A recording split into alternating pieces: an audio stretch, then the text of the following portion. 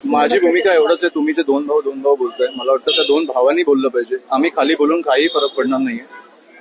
मला काही इश्यू नाही, दोन भाऊ एकत्र येणार. पण मी 2014-17 बघितलंय.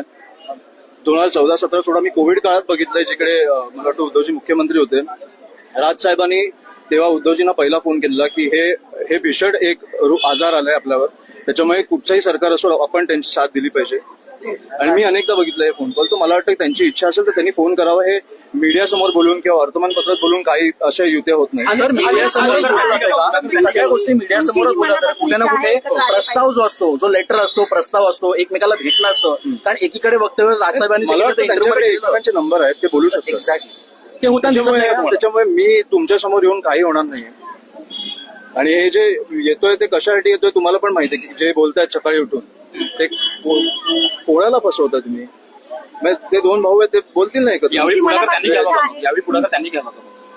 कोणीही घ्यावं, मी नाही घेऊ शकत.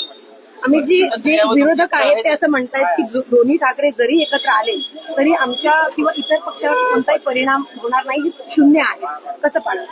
नाही, मी जोपर्यंत काही होत नाही तोपर्यंत मी त्याच्यावर वक्तव्य करणार नाही. पण तुमची इच्छा आहे का एकत्र यायला? तुमची काय इच्छा आहे? परिवारातील सदस्य तुमची इच्छाच नाहीये. पत्रकार कशी यायची? माझी राजसाहेबांची जी इच्छा आहे ती माझी इच्छा आहे.